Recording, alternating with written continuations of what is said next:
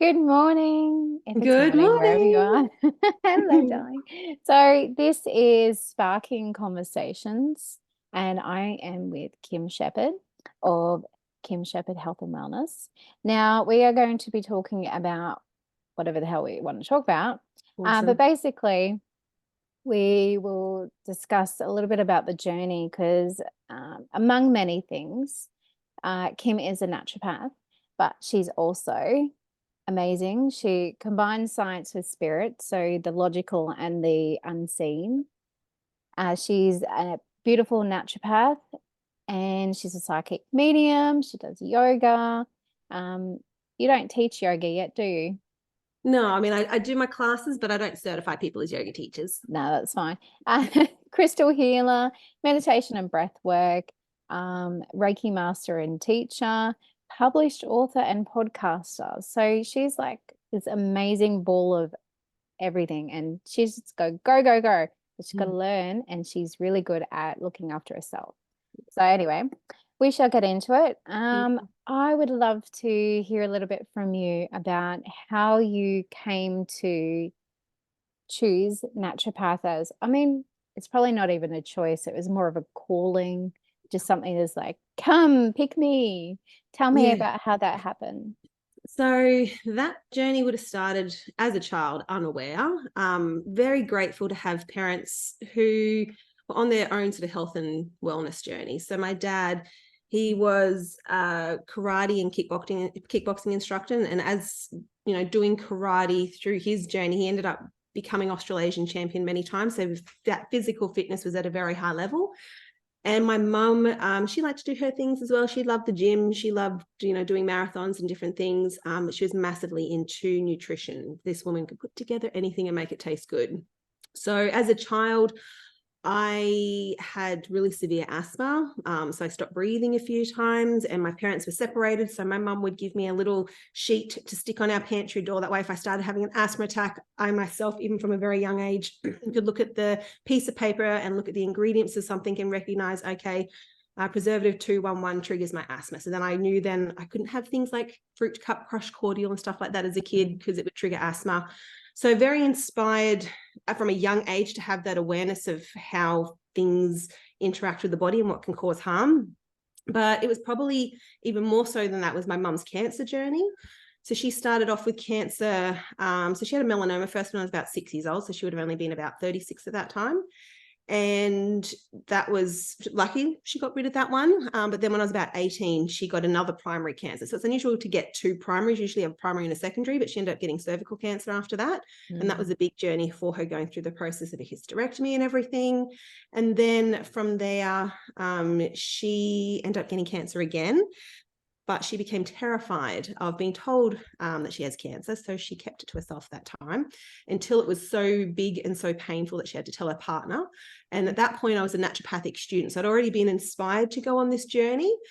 And from that point, as a student, I knew that when she told us, I'm like, oh, she's got less than 12 months. So now I'm going to go on this journey to figure out how can I save my mum, or how can I do as much as I can to support her.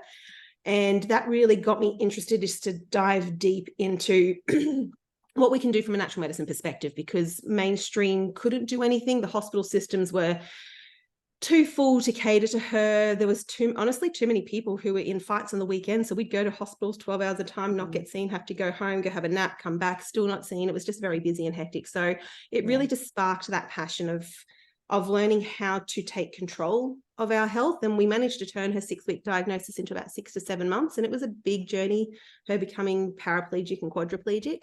But it really planted that seed that what I went through physically, mentally, and emotionally on that journey, it's like I want to support people to not have to feel that way. I know I can't save everyone, but how traumatizing it was going through that. I want to be able to educate and empower people to look after their health and their well-being, and to not feel scared to speak up and to reach out for support. So that way they don't have to go through that journey that she went through, or that my family went through in supporting her. So it was a big one. It was an emotional one, but I'm also incredibly grateful, because it just, things can either break you or make you. And rather than allowing it to ruin my life, I allowed it to empower my life instead of my choices.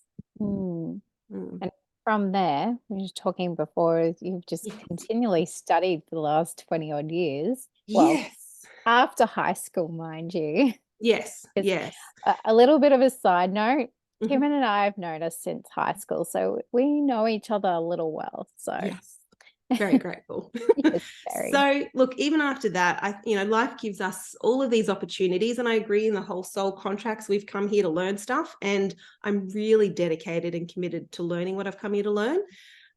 So from there, after mum passed away, that did send me down a bit of a depression path, where I then again reached out for support. Was recommended to a holistic counselor. Went to other counsellors, didn't work, but holistic counsellor got through to me, which is why I'm studying that now. But my husband went on his journey with his back after that. So he got a very rare infection in his spine, which took a few weeks to diagnose. And that, again, was very traumatizing. Our daughter was only 1 at the time. The hospitals did not know what was going on. He was very poorly mistreated by most of the hospital staff. And it was just by luck that we knew a nurse in another department, where I was saying, look, they've tried all these drugs, it's not working. Is there something else that they can try and help with his pain? And that helped him on his journey to get the diagnosis, because we discovered he had an infection eating some disc in his back. But whilst he was in hospital, it was long days. I'm grateful that I had our family looking after our daughter. Like, they come up to the hospital with us, and I'm there trying to help him. So whilst he was in hospital, he was experiencing extreme pain. No drugs were working, and he had pain, but then he had spasms, which were intensifying the pain. And luckily for him, he thinks, like, from his memory, that the longest spasm was only 45 minutes, but honestly, they were lasting up to 14 hours. It was a really challenging time, but again, very grateful for going through it, because I've learned the lessons from it. But during that time, I got to see him communicate to his spirit guide. So he's not a spiritual person, and he doesn't even remember the experience. I know it was for me, not for him. I'd always been intuitive. I get it from my mum's side of the family, but seeing my husband laying in hospital and closing his eyes and saying to me that whilst his eyes were closed, he could see these 3 women, and he described the way they looked, like their haircut, their hair color, this black and green room that they were in. He could see these 3 women. There were people in the background, but they were all blurred out. There was so much beautiful detail. And he said, whilst his eyes were closed, they stopped the spasms so he could handle the pain. And I'm like, okay, well, close your eyes again and ask those women to take the pain away completely. So he closed his eyes for a few minutes. He did that. And when he opened his eyes, he said, whilst his eyes were closed, the pain was completely gone. That was the first time in about 2.5 weeks when he'd experienced that after being in hospital for that length of time. So that was the first time where I'd seen that mainstream drugs weren't helping. But I saw my husband, who's not spiritual, communicating to spirit guides, which were actually able to take away pain. And that was my quantum change moment, where I'm like, all right, spirit, I'm in, 100% in. I'm not going to doubt you anymore. I'm not going to doubt my intuition. I'm on this journey of actually understanding the greater meaning of life and what I'm here to do. So it was after that point I was able to contact that friend to say, okay, but we need a drug to help as well. So she was able to recommend something that helped. And then eventually they discovered this infection in his spine. So I remember sitting in the car park of the hospital during that time, feeling broken, because I was still breastfeeding. I was trying to keep everything together. I'd been running my family's businesses. I was just burnt out and broken. And I remember having that moment of like, I can't continue life like this. I've got to do something different. So I started to let go of the things that were no longer in alignment. And because my husband then had to go on this journey of learning how to walk and do things again, I was very much at home a lot. I couldn't go down and do a full grocery shop without having to be called home. So it was a big journey. But during that time, because I couldn't get out of the house to do much, I decided to sign up to a mediumship course, a beginner's course. I've got my dear friend Lisa Williams, who's an amazing medium, who is really good at teaching people how to build their psychic mediumship skills and to trust in their intuition. And so I went on this journey to really sort of fine tune what I was already doing. I could already see spirit, I could already hear spirit, I could communicate with spirit, but I wanted to be able to learn more. And I was able to meet my spirit guides doing that. And it was honestly an amazing experience. So for someone who could not sit still for even like a minute without having to be distracted or get up and go and do something, I couldn't meditate to save my life in the past. But then I got to a point where I was meditating for like 2 hours at a time and communicating with my spirit guides. And during that beginner's mediumship course, I think it was somewhere about 6 to 8 months of training online with that one. And they then said, okay, you now need to apply for the Advanced Psychic Mediumship World Summit. And I'm like, okay, hang on, I've just done beginners and you want me just to skip straight to advanced? But I trusted. I'm like, okay, you say this, I'm going to do it. So then I had to apply for that because not everyone was accepted, but there was about 300 of us who were accepted around the world for this first Advanced Psychic Mediumship World Summit. So I was so grateful to get into that, and then went on the journey of doing that and being certified and doing readings, so psychic mediumship and psychic mediumship readings for the public. And then from there, my spirit guides have told me, okay, yoga would be an important part of your healing. So I'd come out of a meditation, I'd contact a girlfriend who'd be telling me about this amazing yoga course she'd been doing. And so straight out of that meditation, I logged on to the yoga course. I paid for the course up front because my spirit guides told me this is going to be good for your healing. And absolutely loved that course as well. That was with My Health Yoga. And it was only 3 modules in, I realized, hang on a second, I actually want to give this a go teaching it because I love it. And I'd only done like 5 yoga classes ever in my life prior to committing to this course. So I was able to do all of that online as well. And you have to film yourself teaching your classes and everything and submit it. And it was honestly just such an amazing experience. And so my daughter was probably only about 2 or 3 at the time whilst I was doing that. So it's back, I think, 2017. And that was just a soul inspiring, soul changing journey. So my spirit guides were spot on. Yoga is incredibly healing for my journey because I still do it. This is my little yoga space for myself at home and when I'm teaching on Insight Timer as well. So that's a little bit so far. I know there's so much, isn't there? Yeah. Oh, so studying. Mm-hmm.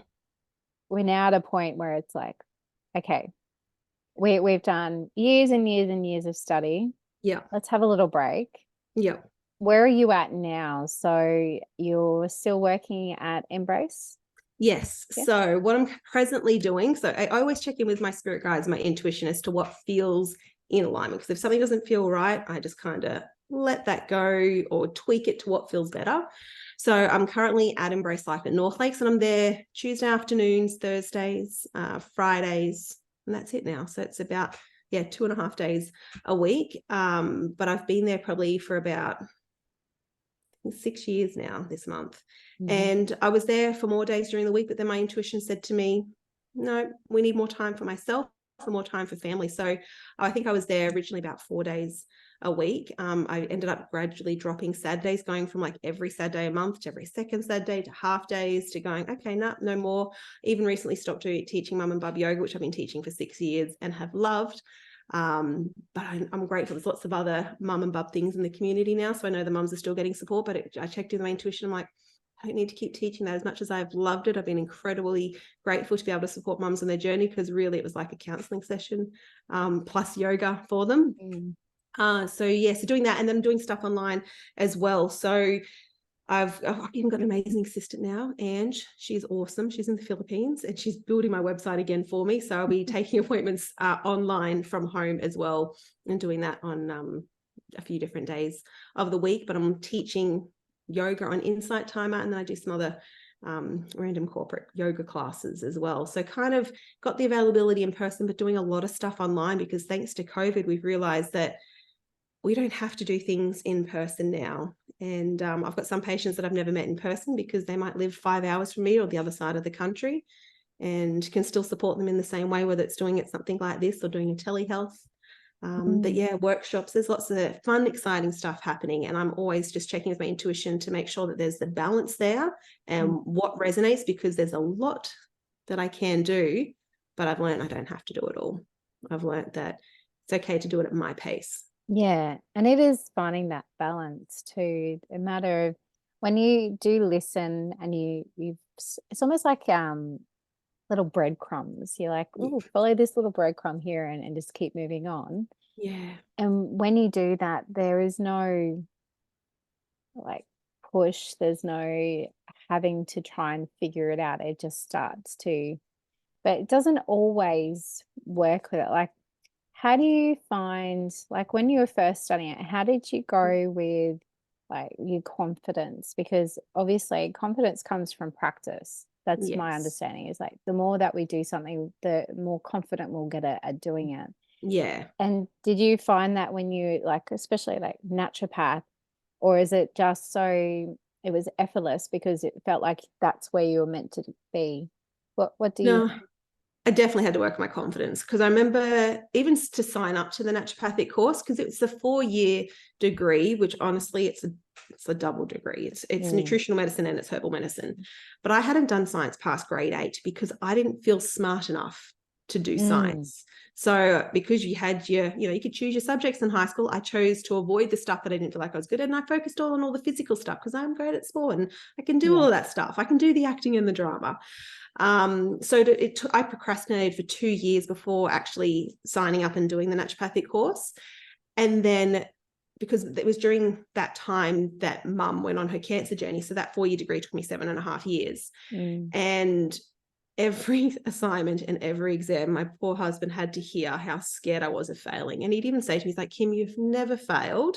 I'm like, yeah, but what if I fail this time? So there was a lot of fear surrounding that and my confidence back then. And look, I didn't fail anything. I was totally fine. But there was a lot of insecurity there that I wasn't good enough, because I'd proven to myself through childhood that my talents were my physical body. I could run, I could jump, I could do anything. But when it came to the academics, I really lacked the confidence. And I even remember graduating and still feeling like, oh gosh, I actually have a qualification to do this now, but I still don't feel like I'm smart enough. I still didn't have the confidence to do it. But the reason why I signed up to study naturopathy is that I knew if I didn't, when I'm really old, I would regret not having ever tried, that's what kept me going. Because honestly, the dropout rate for naturopathic courses is huge. When I was studying, there was about 200 of us in our first human biology class. By the time I got to my final semester, there's like 4 people in a class, and it's because it's an expensive degree. Honestly, it is so hard. I did not have much of a social life back then because I was so scared of failing. I just gave all of my time to studying. And so, yeah, it's expensive. It's hard. It's like I said, it feels like a double degree. And it's really hard to fit it in around your life. So I saw some friends have kids while studying. I'm like, no, I could not do that. I couldn't handle studying that because I didn't want to quit. So then, yes, I finished it, was qualified, still didn't feel smart enough. And honestly, it's just through clinical practice, it's proven to myself that I'm good at it, because I've had so many instances where, like, when you just get into it, you realize and discover your niche. You just attract people who need certain support. So one of the ways that I support my patients is through their fertility journey. And I remember the first time I had one patient, this is my first month at Embrace Life, and she didn't have much money. She could only afford one appointment with me. She couldn't afford all the medicines bar a tiny little bottle of flower essences, which is like $20. And she was moving away from Brisbane. She'd been trying for a baby for 8 years and had never conceived. And a phrase I used a lot through my journey is like, all right, challenge accepted. I don't call it challenge now, but that's what I would say.